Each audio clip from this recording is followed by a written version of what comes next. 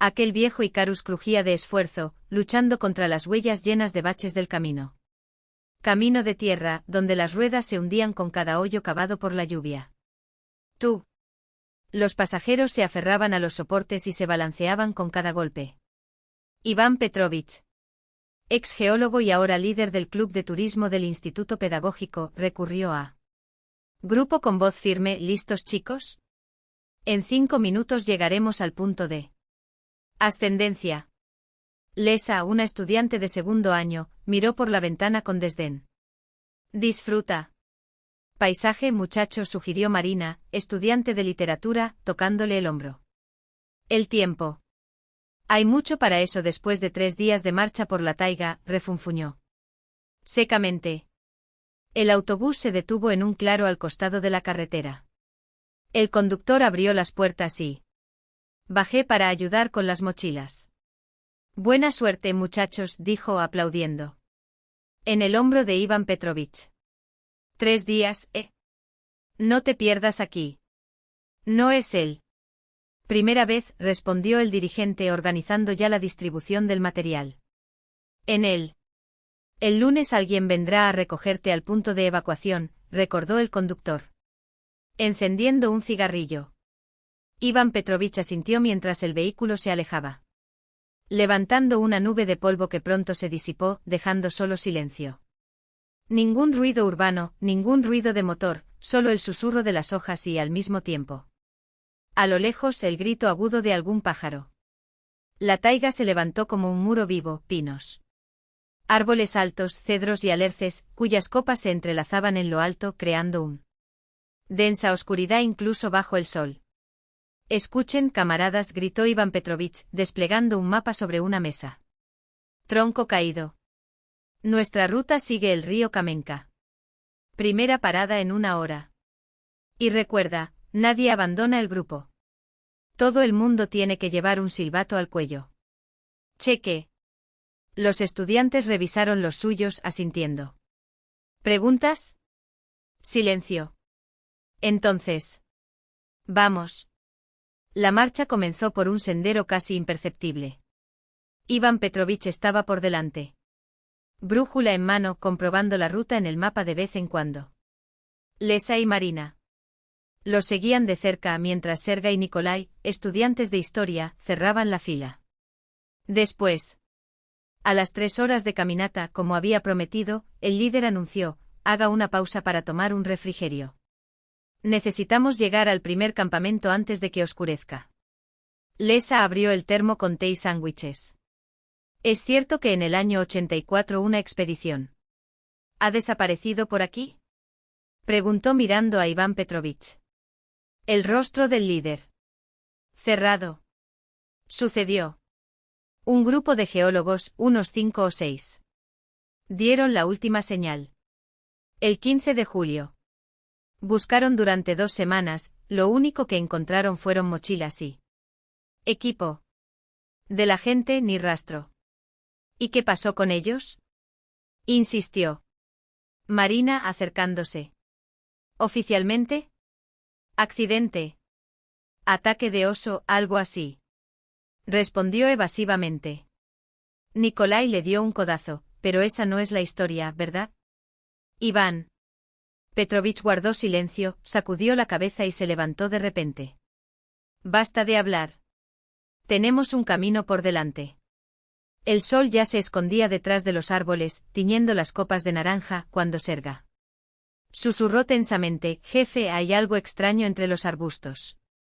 Todos se detuvieron. Silencio, ordenó Iván Petrovich. El grupo se quedó helado.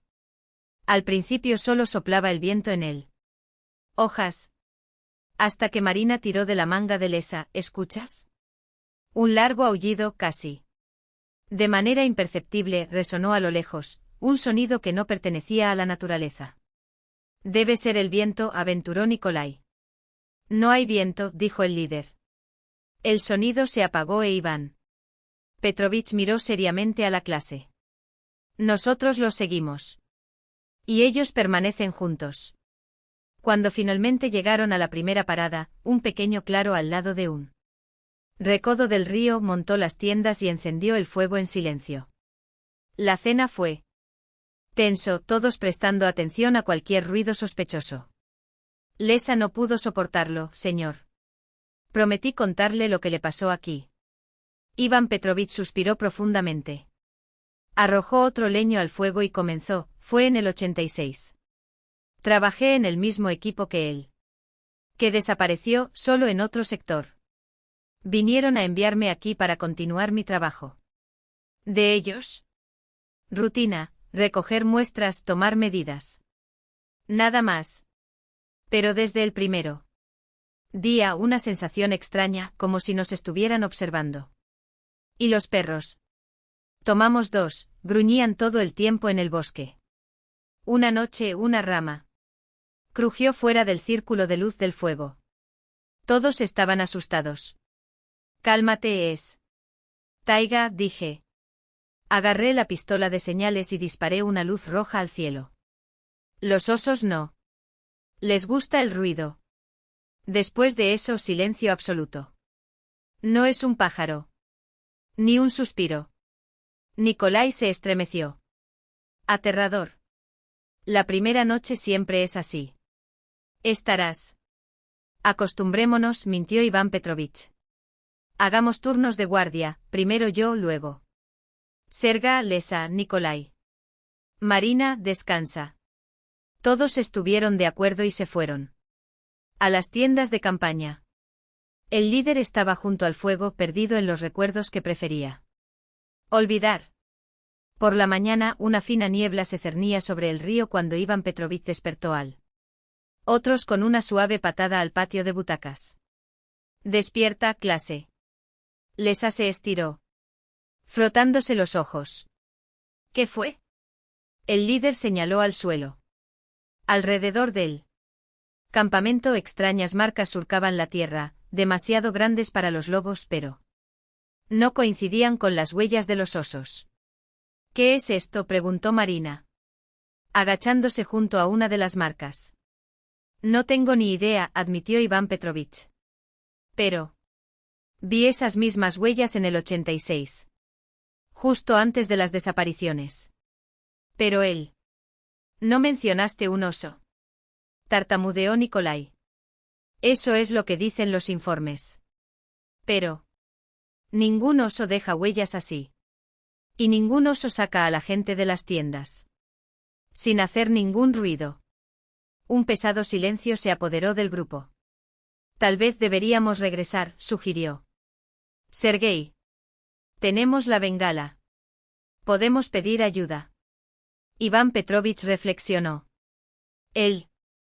La distancia al punto de evacuación es la misma que al punto de descenso. Y no hay. Garantizan que nos rescatarán antes de tiempo. Hasta el momento no ha ocurrido nada grave. Prestemos más atención y avancemos juntos. Según lo planeado. Después del desayuno, desmantelaron el campamento y reanudaron la marcha. Ahora. Iván Petrovich miró más atrás y se detuvo a menudo para escuchar.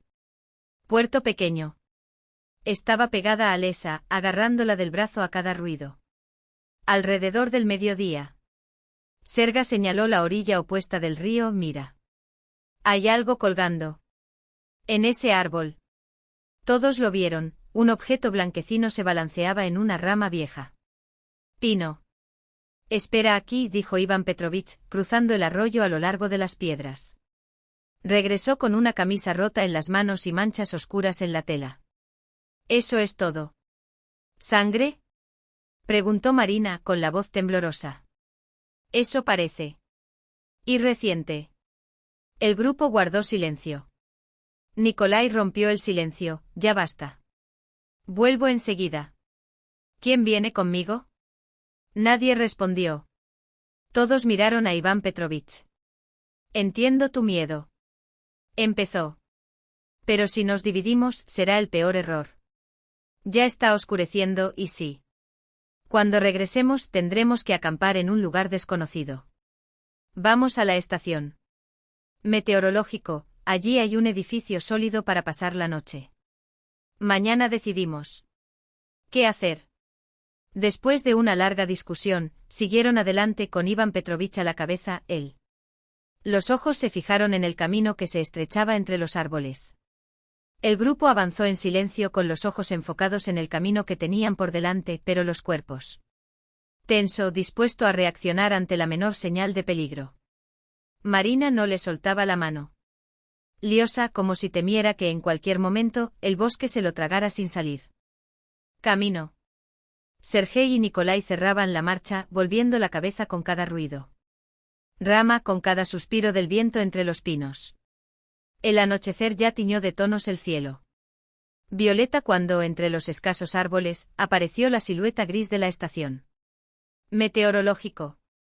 Construida sobre una pequeña elevación, sus muros de hormigón resistieron la prueba del tiempo, desafiando el abandono de décadas. Ya llegamos, anunció Iván Petrovich, con la voz llena de un alivio que nadie podía recordar.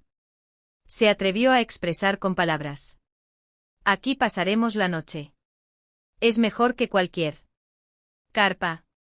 El edificio desprendía el olor húmedo del olvido, un espeso polvo cubría el suelo, telarañas. Arañas se extendían como cortinas rotas entre las vigas. Pero las paredes estaban sólido, y eso fue suficiente.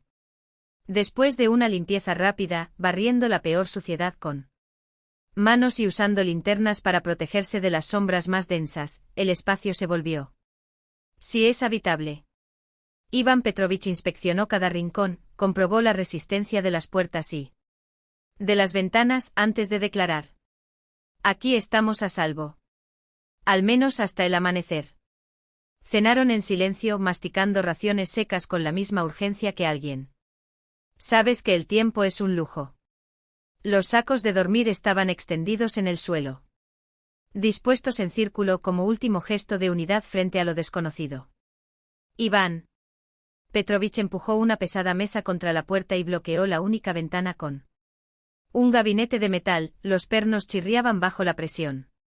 Dejamos todo como está, ordenó mientras distribuía los turnos de vigilia. Nadie sale solo, nadie hace ruido. Y si escuchas algo, despierta a los demás. Inmediatamente. La noche cayó con un silencio opresivo. Demasiado. Incluso los grillos parecían tener abandonado en el bosque. Liosa, durante su guardia, estaba sentada junto a la ventana. Bloqueado, asomándose a través del espacio entre las tablas.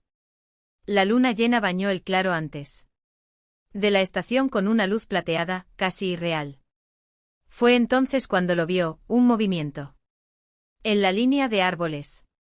Algo grande emergió de las sombras, arrastrándose con un gracia grotesca, como si la tierra se resistiera a liberarlo. El corazón de Liosa dio un vuelco. La criatura era inmensa, del tamaño de un oso, pero con proporciones equivocadas, miembros demasiado alargados, una cabeza estrecha que giraba lentamente hacia el edificio. Y los ojos. 2 puntos amarillos brillantes. Como brasas fijadas en la ventana. Fijado en ello. Quería gritar. Quería correr. Pero el miedo lo había petrificado, transformando su músculos en piedra. La criatura avanzó unos pasos más y ahora Liosa pudo ver mejor, su cuerpo estaba cubierto de algo oscuro y húmedo, una especie de pelaje. O piel. Que brillaba bajo la luna como aceite derramado. Cuando abrió la boca, no salió ningún sonido. Hasta que, de repente, ese aullido resonó. Ese mismo aullido. El sonido atravesó la noche como una espada, arrancando a Iván Petrovich de su sueño. Él lo haría. Saltó, ya con la pistola de señales en la mano, sus instintos agudizados por décadas de supervivencia en lugares donde la civilización era solo un mito. Al ver a la criatura inmóvil frente a la ventana, con sus ojos luminosos fijos en Liosa, susurró con un calma aterradora. Manténgase alejado. Despacio. Liosa obedeció, retrocediendo como si el suelo le quemara los pies. Iván Petrovich presionó el cañón de la pistola contra la abertura y disparó. La raqueta roja se elevó. Espiral, explotando en el cielo con un destello cegador. Por un instante la criatura estaba Expuesto en todo su espantoso esplendor, una masa de músculo distorsionado, cubierto por una sustancia viscosa, con la boca abierta en un gruñido que no era de este mundo. El destello la hizo retroceder, tropezar, antes de soltar un grito desgarrador, mitad dolor, furia y desaparecer entre los árboles. El silencio que siguió fue peor que el aullido. ¿Qué fue eso? Sergei rompió el hechizo con la voz temblorosa. Iván Petrovich no respondió de inmediato. Miró el bosque como si esperaba que la criatura regresara en cualquier momento. Cuando finalmente habló, la voz era una advertencia gélida. No sé. Pero esto es lo que nos ha perseguido desde el primer día. Y ahora sabes dónde estamos. Esa noche ya nadie durmió. A la primera señal de luz en el horizonte. Dejaron atrás la estación, moviéndose como fantasmas a través de la taiga. El sol naciente apenas podía atravesar la niebla que se arrastraba por el suelo, envolviendo todo en un velo gris. Rápido y en silencio ordenó Iván Petrovich, ajustando la correa de su mochila. 6 horas de marcha hasta el punto de evacuación. Si nos damos prisa, llegaremos antes de la oscuridad. Ellos obedecieron. Cada paso fue calculado, cada respiración contenida. Iván Petrovich comprobaba su brújula cada media hora y entrecerraba los ojos mientras trazaba su ruta. Hasta que se detuvo abruptamente apuntando al frente. Necesitamos cruzar el río. Por el otro lado, el terreno se vuelve más fácil.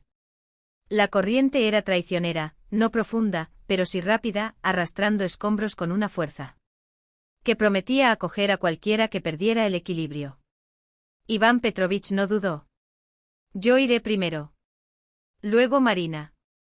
Luego tú, uno a la vez. Y nada en lo que detenerse. Bastante. Entró al agua con determinación, probando cada paso antes de cambiar su peso. Cuando llegó a la otra orilla, le tendió la mano a Marina. Ella avanzó sus pies, deslizándose sobre rocas cubiertas de limo. Ya casi llegamos, casi a salvo, hasta que el aullido resonó de nuevo. Rápidamente. Rugió Iván Petrovich. Marina tropezó y su cuerpo se inclinó peligrosamente hacia la corriente. La agarró del brazo en el último segundo y la empujó hacia la orilla con un gruñido de esfuerzo. No hubo tiempo para el alivio. Sergei. Kolya. Ahora. Ambos se arrojaron al agua casi al mismo tiempo, con el rostro pálido de terror. Liosa ya había cruzado la mitad del río cuando la criatura apareció en la orilla opuesta. 1. Sombra distorsionada, moviéndose con velocidad inhumana, ojos amarillos fijos en sus presas. Iván Petrovich no se lo pensó 2 veces. Correr. Sergei llegó primero a la otra orilla resbalando en el barro. Nikolai, sin embargo, dudó y la corriente se lo llevó. Iván Petrovich se zambulló nadando contra la fuerza del agua con determinación desesperada. La criatura avanzó hacia él. Orilla del río con las patas hundidas en el barro como si probara la profundidad. Cuando el agua le llegó a las rodillas, retrocedió con un gruñido frustrante como si algo impidió que procediera. Iván Petrovich alcanzó a Nikolai y lo arrastró hasta la orilla, con los músculos ardiendo. No hubo tiempo para descansar. Mover. Gritó empujando al grupo hacia adelante. Ella encontrará a alguien más. Camino. Ellos corrieron. Corrieron como nunca antes lo habían hecho, con los pulmones en llamas. Corazones latiendo al ritmo de una sentencia de muerte. Cada minuto los aullidos se hacían más fuertes. Más lejos, pero la taiga era enorme y la criatura implacable. 1 hora más tarde Iván Petrovich finalmente se detuvo, apoyado contra un árbol, sudando. Corriendo por su rostro. Creo que la perdimos por ahora. Pero sus ojos no mentían, la caza aún no había terminado. Seguimos. Y rezamos para que lleguemos antes de que se ponga el sol. Usoltsev golpeó con su dedo calloso el mapa extendido sobre la mesa de madera. Gastado por el tiempo. El área de corte comenzaba en el arroyo y se extendía hasta el cerro de Bunin. El vehículo todoterreno crujió al entrar en un pequeño claro, donde finalmente se silenció el motor.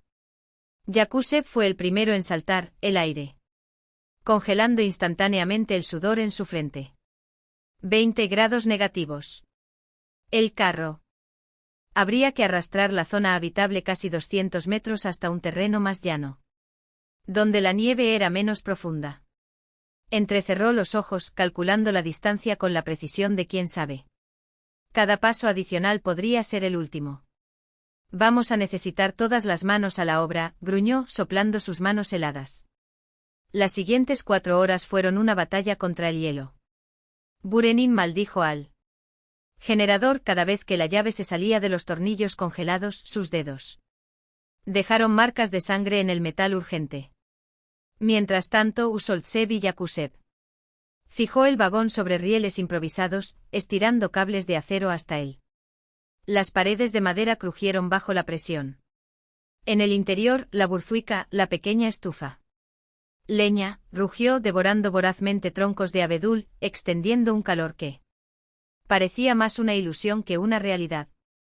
Al anochecer, el campamento adquirió un aire de refugio, latas de combustible alineadas como centinelas a lo largo.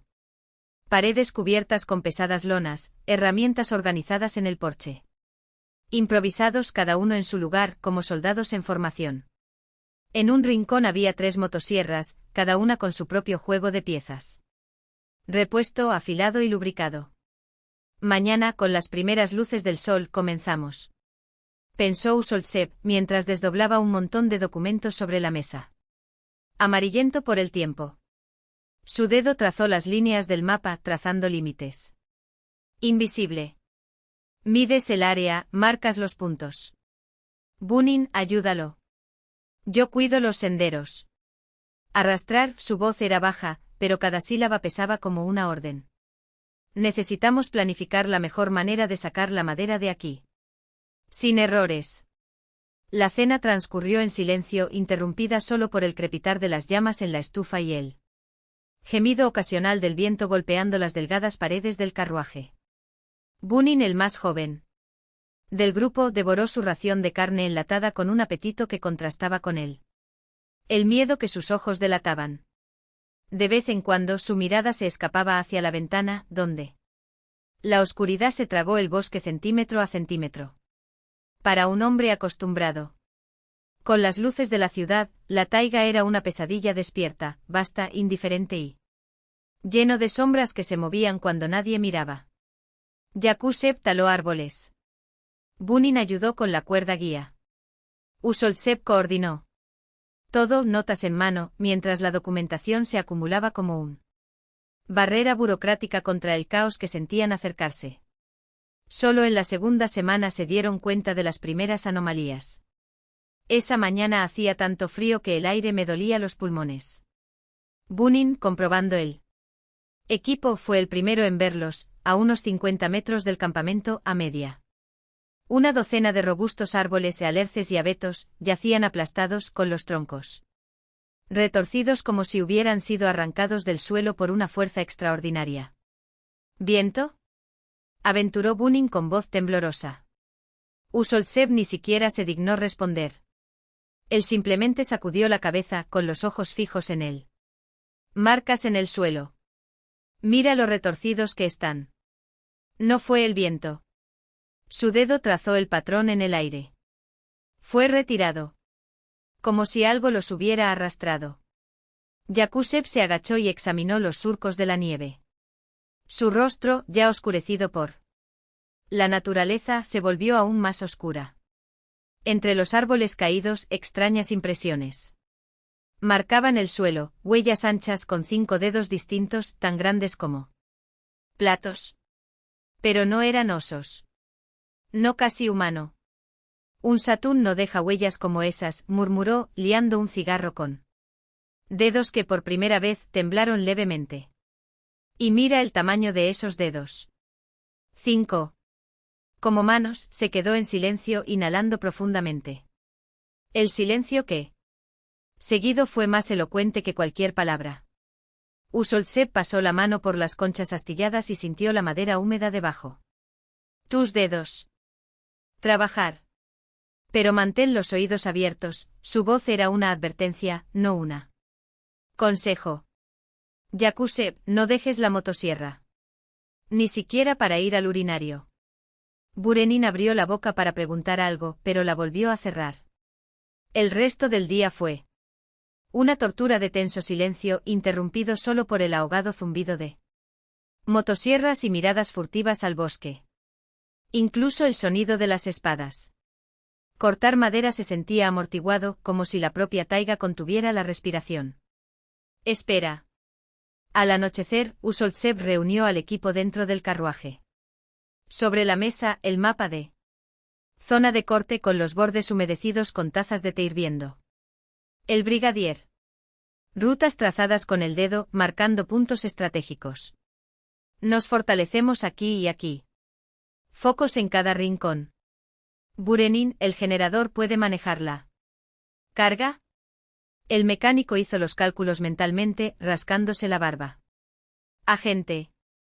Pero el consumo de diésel aumentará, no es un problema. Tenemos suficiente combustible. Usoltsev volvió a tocar el mapa con decisión. Yakuse, mañana cortaremos esos árboles alrededor del campamento. Nosotros hacemos un perímetro. No entra nada sin que lo veamos. El día siguiente comenzó antes del amanecer. Yakusev trabajó con precisión. Mortal, la motosierra aullaba en ráfagas cortas y controladas. Burenin con los cables. Unos dispositivos de seguridad fuertemente tensados guiaban la caída de los baúles.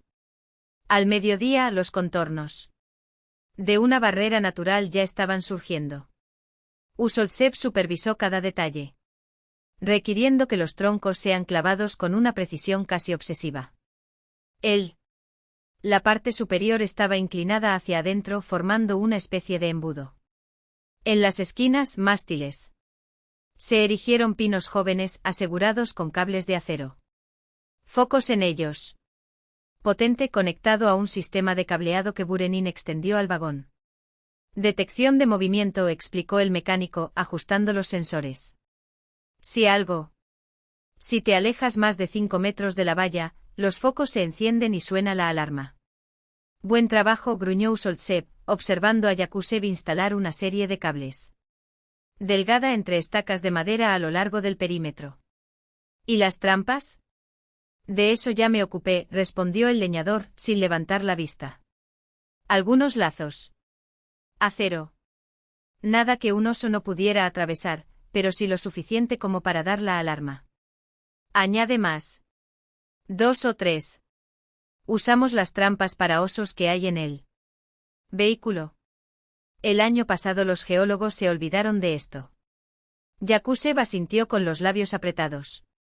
La noche cayó sobre el campamento como un sudario. Dentro del carruaje el calor la estufa luchaba contra el frío que se filtraba por cada rendija. Afuera, el viento aulló transformando el crujido de los árboles en largos y agonizantes gemidos. Los sensores de movimiento se activaron con cada ráfaga, iluminando los alrededores durante segundos. Troncos desnudos y ramas cubiertas de nieve.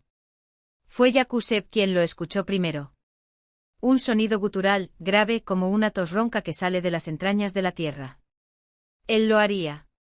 Levantado de los estantes sin hacer ningún sonido, la motosierra ya en sus manos antes de. Tu cerebro registra el movimiento.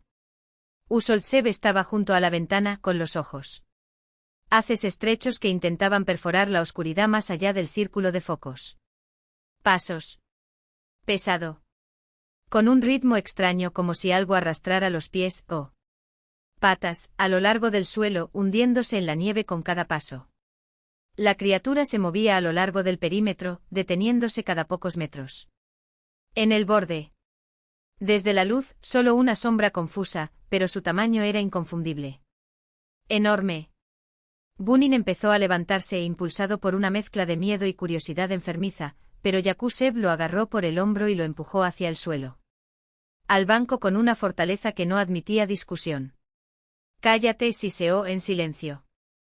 La cosa se detuvo justo delante del carruaje.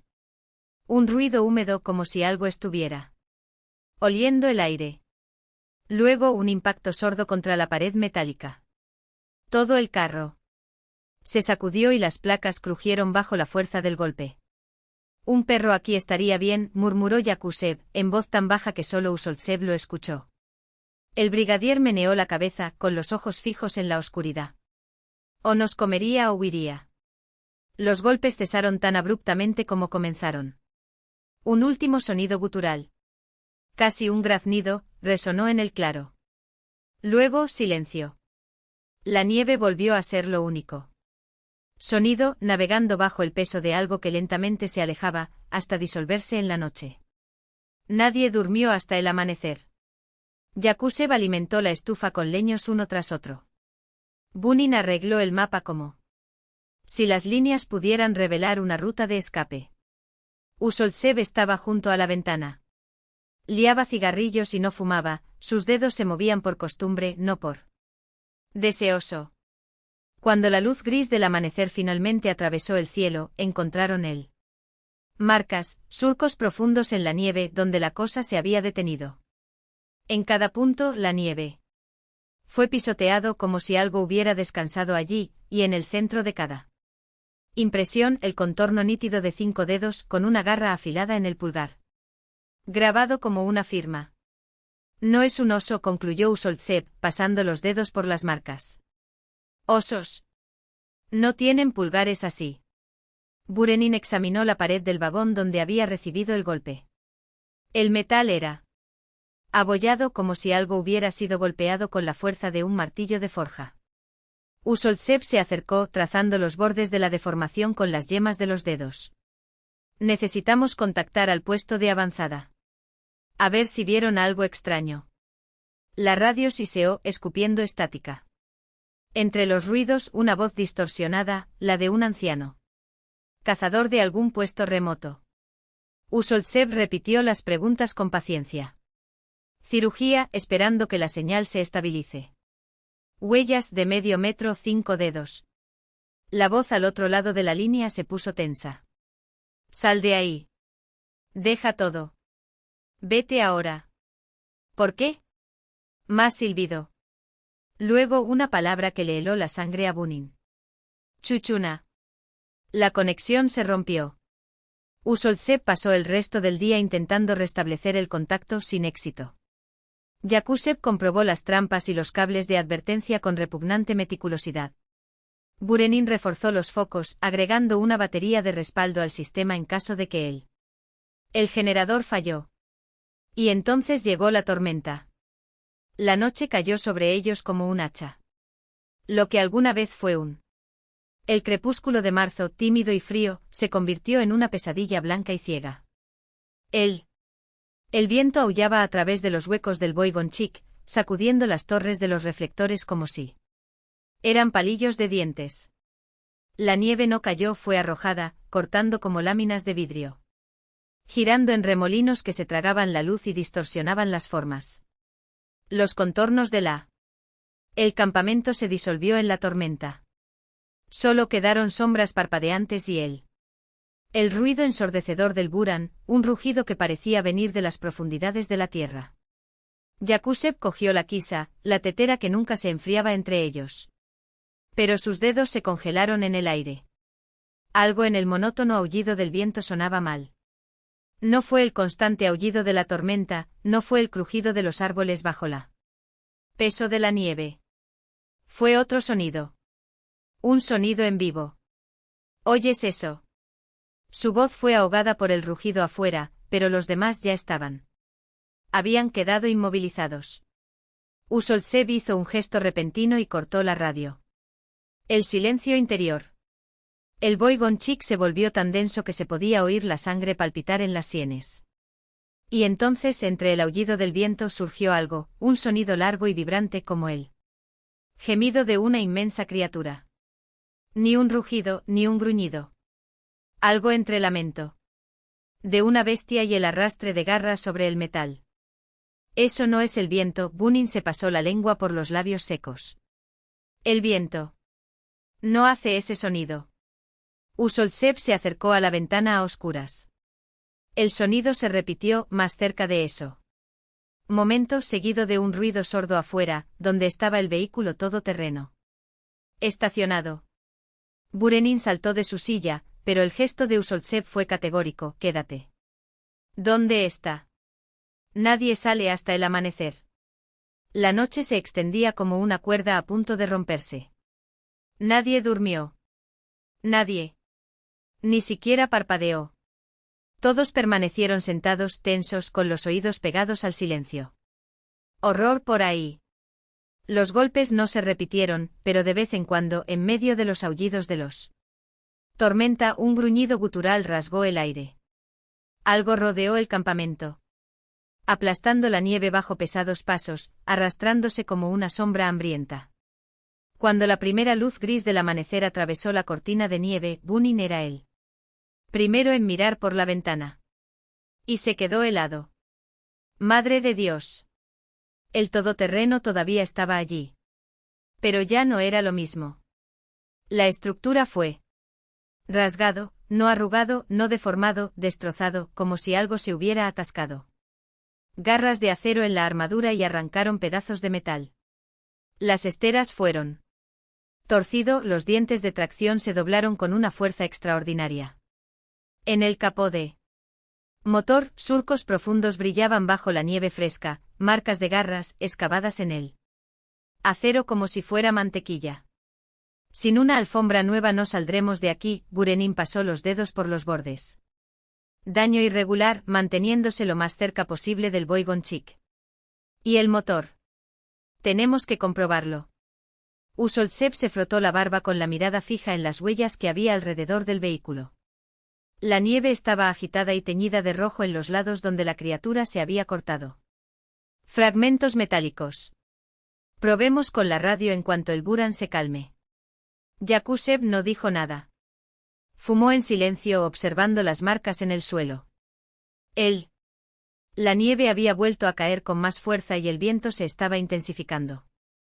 Fuerza convirtiendo las escamas en agujas blancas que picaban la piel. Algo en el aire los mantuvo alerta.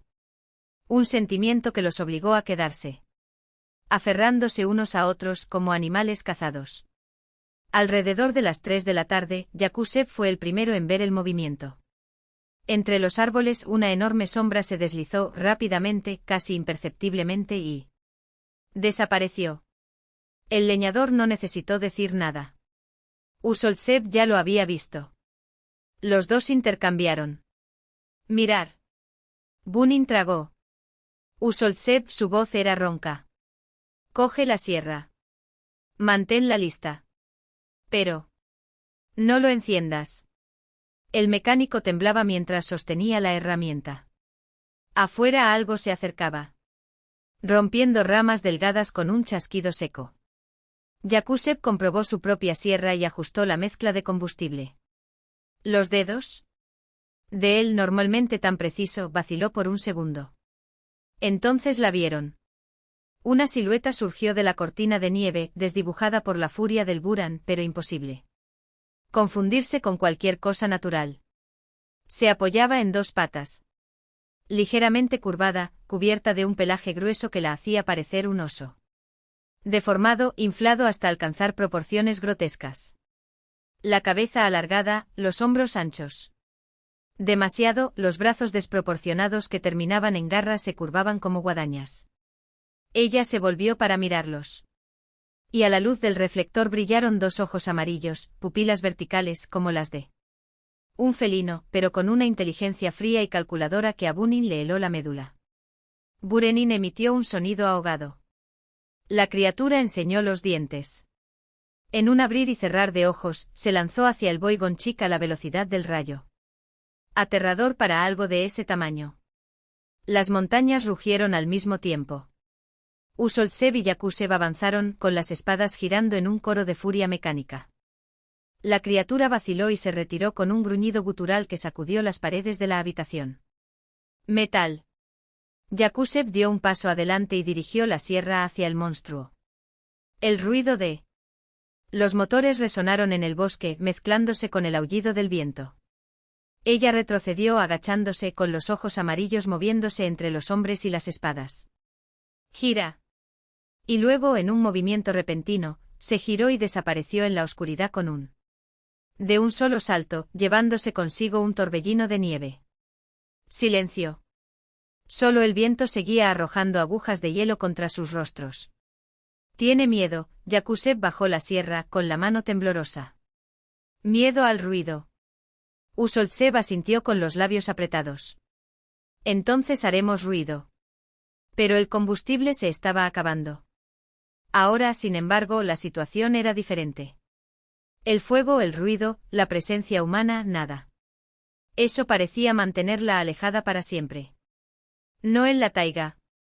Y ciertamente no en abril, cuando el sol derramó su implacable luz sobre el pueblo, transformando la nieve derretida en un barro chispeante que se tragó botas y esperanzas. Yakuseb estaba sentado en las escaleras de la cantina local, con la postura encorvada como si llevaba algo más que el peso de los años. Llevaba una chaqueta de cuero gastada. Extraño en él, que siempre había usado ropa de trabajo gastada o un abrigo de piel de alces. Las botas, lustradas hasta brillar, lucían ridículas después del pulido de fieltro que lo protegía del hielo siberiano. Al ver que Usoltseb se acercaba, entró en la habitación. Lado, liberando espacio en el escalón empapado. El ex brigadier permaneció en silencio, sacando del bolsillo la pipa ahora amarillenta. Por tiempo. Humo de tabaco mezclado con vapor que sale de 2 vasos de té. Olvidado mientras sus ojos se fijaban en el horizonte donde el bosque comenzó a devorar la luz. Me enteré de la expedición científica, murmuró Yakuseb mirándolo de reojo. Lado. Habían llamado los de Novosibirsk. Necesitaban una guía. Usoltseb se sacó la pipa de la boca y la golpeó ligeramente en la barandilla para aflojarla. Gris. Lo sé. ¿Y qué dijiste? Que no lo haré. Un pesado silencio cayó entre ellos, interrumpido solo por el lejano ladrido de perros y el crujido de los trineos que transportan troncos desde las zonas de tala invernal. Sonidos. Común. Vida ordinaria. Como si nada hubiera pasado. ¿Crees que todavía está ahí? Yakuseb removió el té frío en el fondo del vaso, evitando enfrentarse al otro. ¿A dónde más iría? Ambos sabían la respuesta. La taiga no soltó lo que tenía. Llamó Bunin, continuó Yakuseb, como si hablara del tiempo. Regresó a ciudad. Ahora trabaja en la fábrica. Está bien, asintió Usoltseb. Aún es joven. Necesitas encontrar una familia. Hizo una pausa. La taiga no es para todos. Yakuseb frunció el ceño, como si el recuerdo de aquellos ojos amarillos le hubiera hecho golpear de nuevo. ¿Crees que por eso no nos atacó de inmediato? ¿Quién estaba poniéndonos a prueba? Una estalactita se desprendió del alero del techo y se hizo añicos. La nieve. El agua derretida corría en chorros sucios por las escaleras. Es primavera, refunfuñó Yakuseb, masajeándose la pierna palpitante con la mano. Humedad. Este año fue demasiado lluvioso. Dejó el vaso vacío a un lado y sus dedos trazaron círculos sobre la madera desgastada.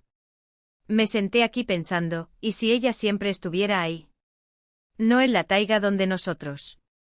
Sé, pero en el otro. Ese que cortamos, cavamos, volteamos y luego aparece.